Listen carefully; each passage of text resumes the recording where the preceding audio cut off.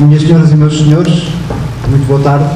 Permitam-me umas breves palavras para, em nome da direção da Real Associação de Lisboa, a que presido, agradecer a presença de todos os nossos associados e amigos, assim como a todos os membros da causa real e das reais associações dos mais diversos pontos do país aqui representadas, que prescindiram de uma tarde de sábado para aqui estar a debater um assunto de grande atualidade e capital importância para os monárquicos, o modelo de desvio de Estado vigente em Portugal há 40 anos.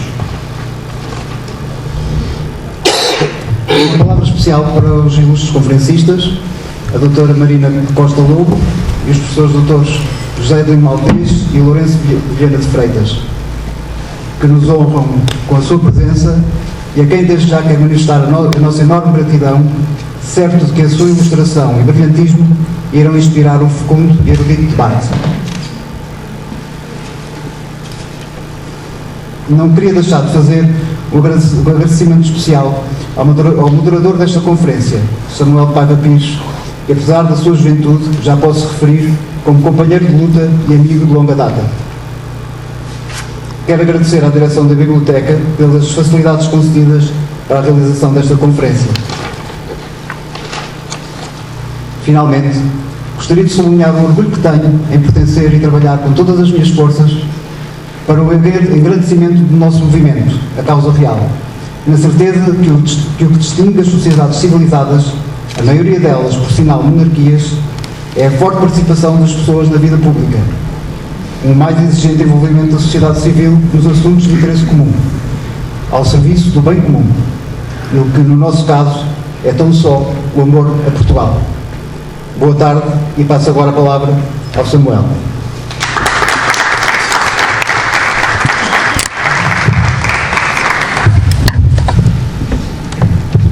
Muito boa tarde a todos. Antes de mais, permitam-me agradecer aos oradores convidados para esta conferência, por estarem aqui presentes, por terem aceito o convite endereçado pelo João Távora em nome da Real Associação de Lisboa. Agradecer também aos presentes, exatamente por, como disse o João Távora, terem prescindido de uma tarde de sábado para estarem aqui nesta conferência. Agradecer naturalmente também à Biblioteca Nacional e agradecer ao João Távora por me ter endereçado o convite também para moderar esta sessão, o que faço com muito gosto. Em primeiro lugar, em segundo lugar, dizer que estamos em presença de um painel de luxo que de facto dispensa apresentações, mas muito sucintamente gostaria apenas de apresentar à minha direita o professor José Adelino Maltês, é professor catedrático no Instituto Superior de Ciências Sociais e Políticas. À minha esquerda a professora Marina Costa Lobo, investigadora no Instituto de Ciências Sociais, e à minha esquerda, mais ainda, à minha extrema esquerda, salve seja, o professor Lourenço Vilhena de Freitas, que é professor auxiliar na Faculdade de Direito de Lisboa e é associado sénior na Quatro Casas Gonçalves Pereira e Associados. A título de introdução, permitam-me apenas dizer que estamos aqui hoje para discutir que há alternativas para a chefia de Estado, e este é um tema que nos remete para uma das perguntas clássicas na teoria política e na ciência política, que, de certa forma, que é a pergunta sobre qual o melhor regime. Pergunta esta que, normalmente, quando se lhe procura responder, são devolvidas duas outras perguntas. O melhor regime para quem e em que tempos? E por isso, numa altura em que há quem pressione o chefe de Estado, o Presidente da República, ancorando-se numa interpretação restritiva do caráter semipresidencial do regime atual, da Terceira República,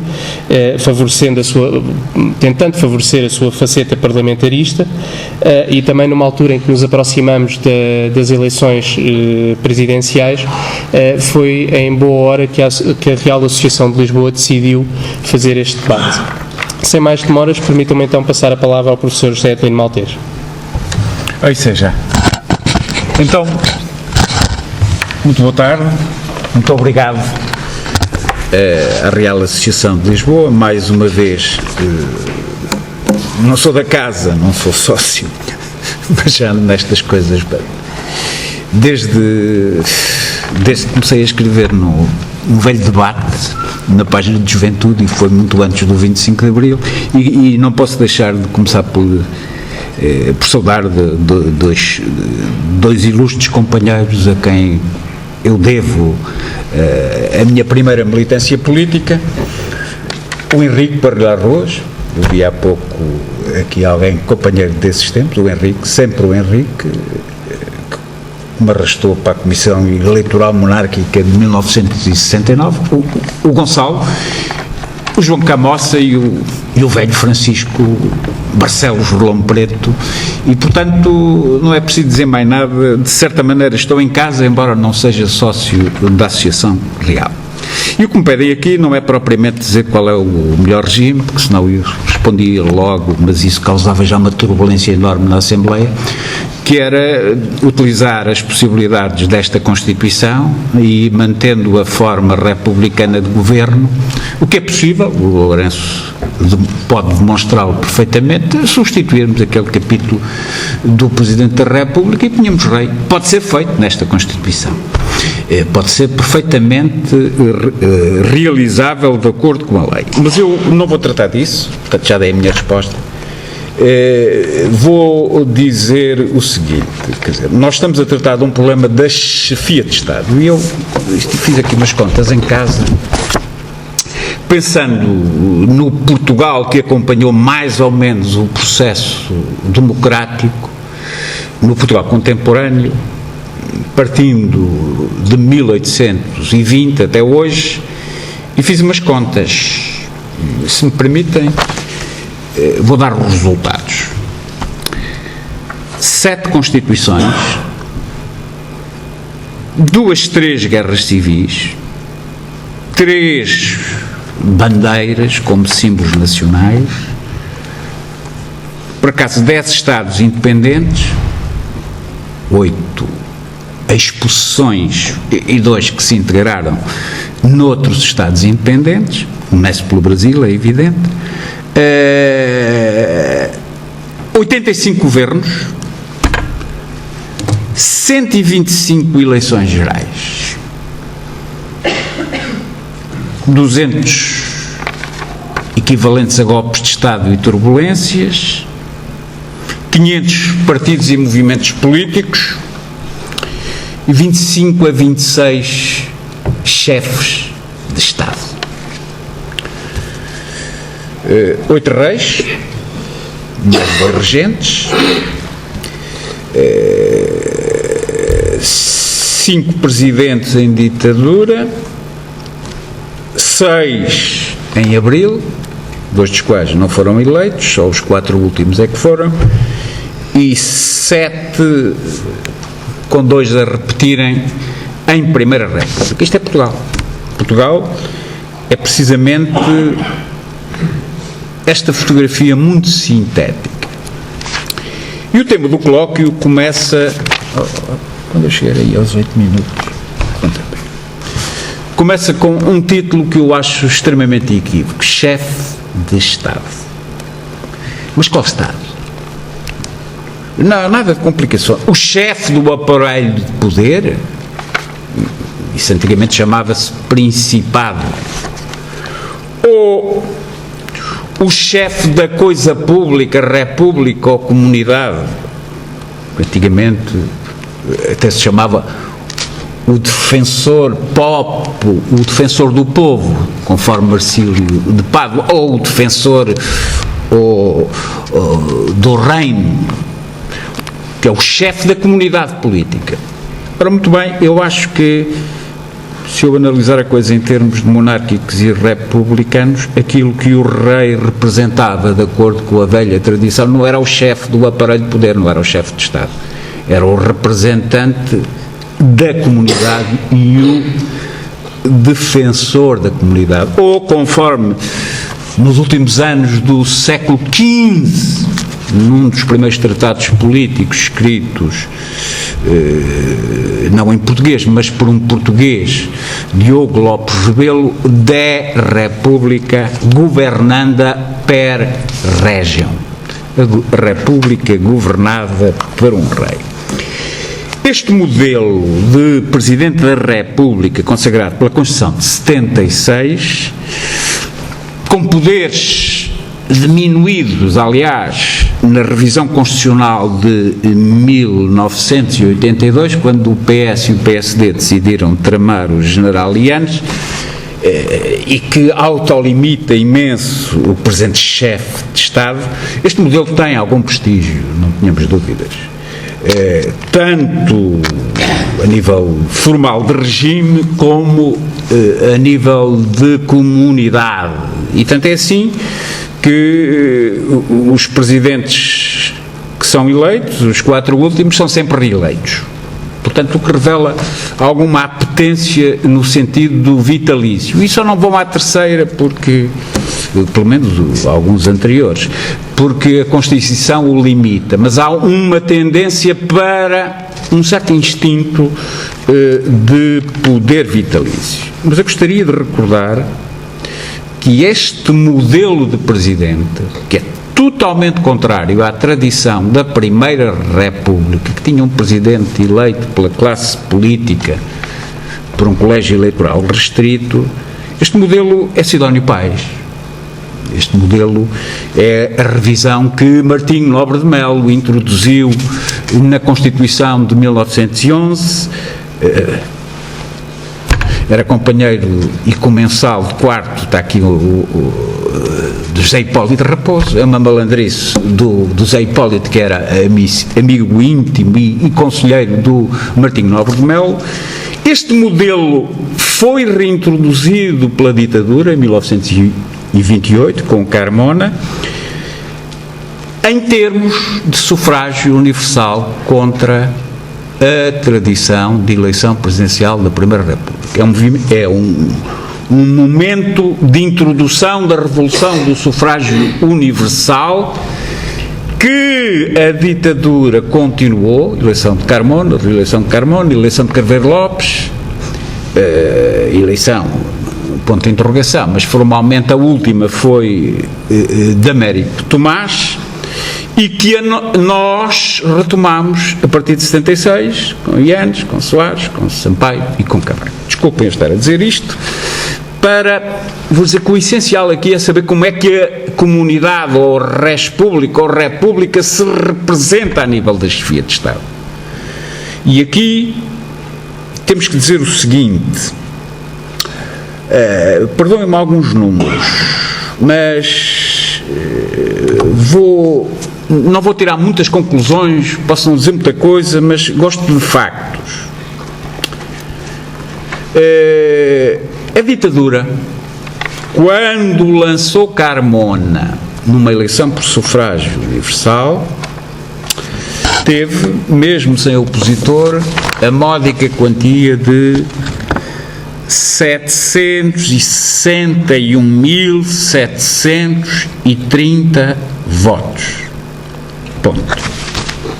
As últimas eleições da Primeira República, 1925, para todos os partidos representados no Parlamento, atingiu a quantia de 407.960. A ditadura, neste sentido, foi mais populista do que a Primeira República. E o Sidónio, naquele intervalo, teve 513.958 votos, mais que todos os partidos para o Parlamento da Primeira República. Este ponto aqui é central. Como é central recordarmos que a Primeira República, nas eleições para a Assembleia Constituinte, conseguiram todos os partidos, nas primeiras eleições da República, 250.000 votantes apenas. E depois podemos tirar as conclusões todas, nomeadamente a tentarmos responder qual era o colégio eleitoral da monarquia. Pois, o colégio eleitoral da monarquia em 1894 eram 986.283 eleitores, claro, não iam todos às urnas, em 1900, mesmo assim teve 551.437, o dobro das eleições da Primeira República. E agora vamos falar de coisas sérias, já fizemos as contas, e vamos dizer bem deste regime, que este regime consegue, nas eleições de 1975, desculpem dar, é o último número que eu vou dar, mas estive a trabalhar neles e, portanto, posso vendê-los. 5.711.829 votantes de 5 de abril de 65 contra 1.391.990 na ANP, que era o nome do partido único do regime, em 1973. A partir daqui, julgo eu que já disse tudo, e agora posso interpretar isto. E posso interpretar no sentido de quem for favorável, como eu sou, à revolução do sufrágio universal, tem que considerar que este regime, com todos os defeitos, apesar de ser péssimo, apesar de tudo, é o melhor de todos quando tivemos em termos de mobilização cívica. E que o chefe de Estado, bem, se formos a chefe de Estado, como é que eu vou qualificar este tipo de história comparada das democracias portuguesas desde 1820? Por acaso até tivemos um rei eleito no século XIX, mas por acaso foi o Sr. Dom Miguel. Mas isso são outras histórias. Houve sempre uma situação complexa, houve uma lenta evolução da chefia de Estado. Pergunta, porquê é que o Sidónio era militar, o primeiro presidente eleito por sufrágio universal? Porquê é que o Carmona era militar, o segundo presidente eleito por sufrágio? O Carveiro Lopes era militar, o Tomás era militar, o Ianes era militar, e a oposição, quando concorreu contra estes em 49, apresentou outro militar, e depois apresentou outro militar, o Norton de Matos e o Quintão Meireles. Porquê que será? Porque o primeiro presidente eleito por sufrágio universal e direto e civil era um marechal civil chamado Mário Soares, e só tivemos até agora 3 em toda a nossa história. Pronto. O nosso presidente, voltando, era uma espécie de desforra dos oposicionistas por causa da questão de Delgado, quando o Salazar invocava, onde é que eu já ouvi isto, podia haver um golpe de Estado constitucional com a eleição do Delgado, e o Delgado tinha na Comissão Central, não nos esqueçamos, eu digo Delgado outra vez, porque tinha Vieira de Almeida, não sei, devem saber, acho que era um velho monárquico, Francisco Vieira de Almeida, Luís Almeida Braga, Francisco Barcelos Rolão Preto, a mesa do café do obviamente de mito, era metade de velhos monárquicos resistentes ao salazarismo. Pequeno pormenor, mas ainda era a tutela de um militar, ainda era uma legitimidade de sociedade de ordens, clero, nobreza e povo, isto é, o militar era funcionalmente aquilo que era equivalente à nobreza, e o clero andava muito aflito, mas não entramos muito nisto, é só para percebermos muitas vezes o que é isto. Perfil. Há uma tendência na chefia de Estado para algum vitalício, há uma certa saudade de uma coisa que a Carta Constitucional, copiando a Constituição brasileira, chamava de poder moderador. Não sei se há uma consciência nítida de qual é o papel do chefe de Estado, porque se for um rei constitucional, é um rei que reina, mas não governa.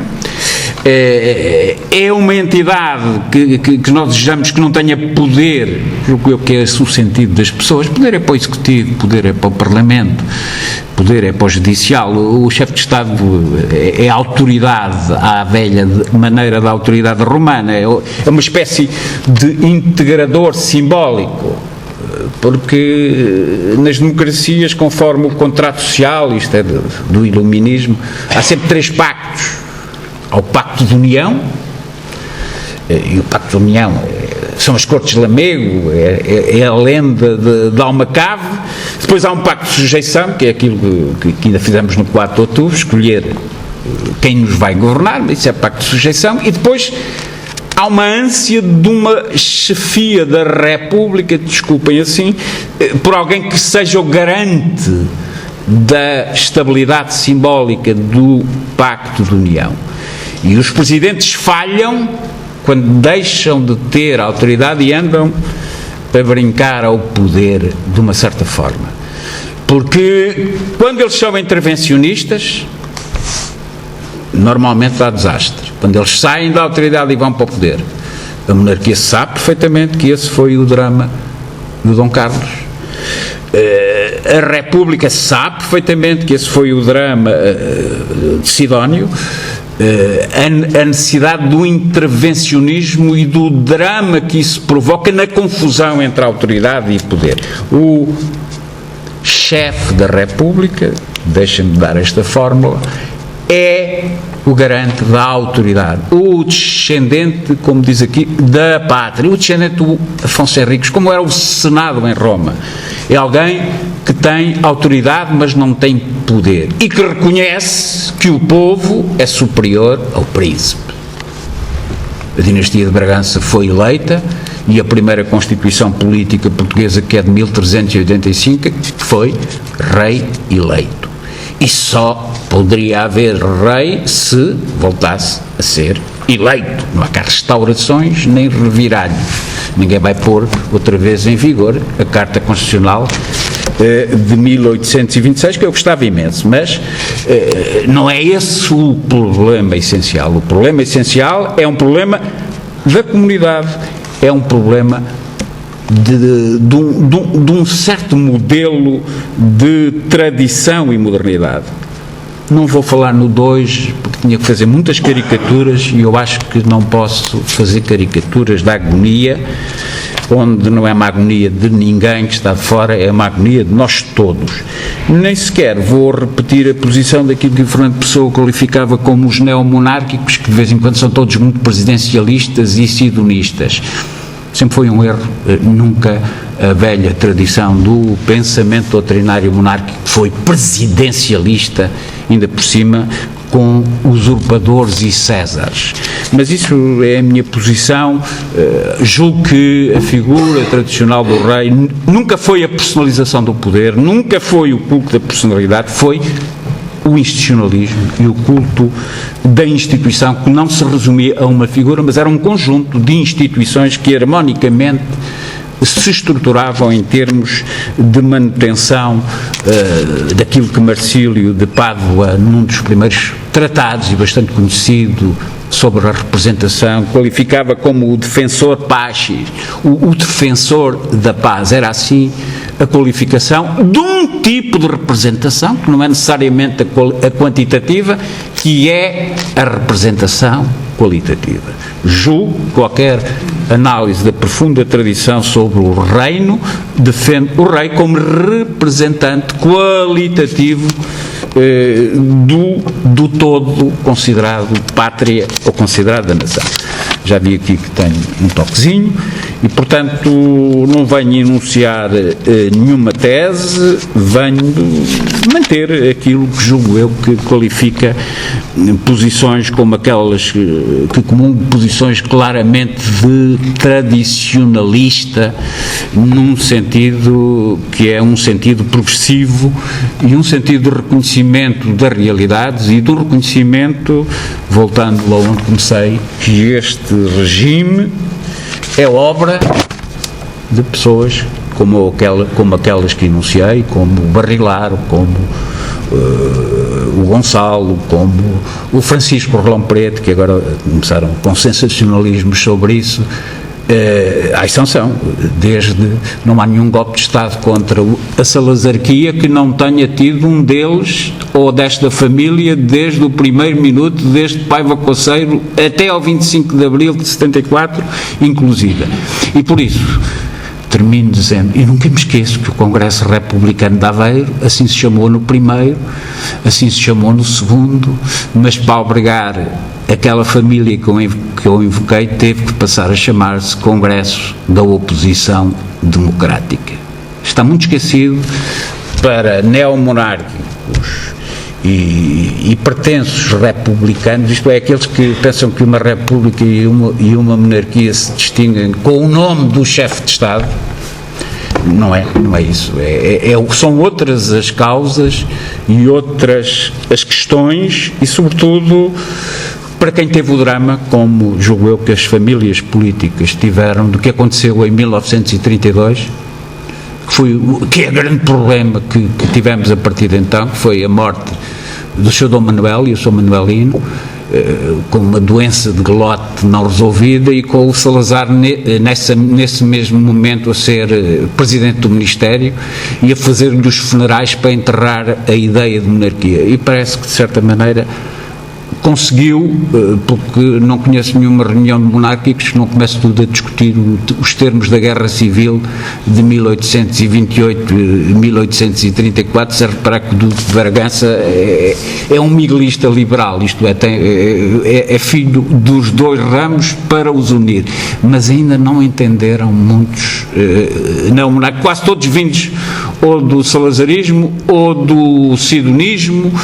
ou de um culto monárquico que não tem nada a ver com as ideias de 1385 e 1640 e com as ideias do Henrique, do Gonçalo e do Francisco.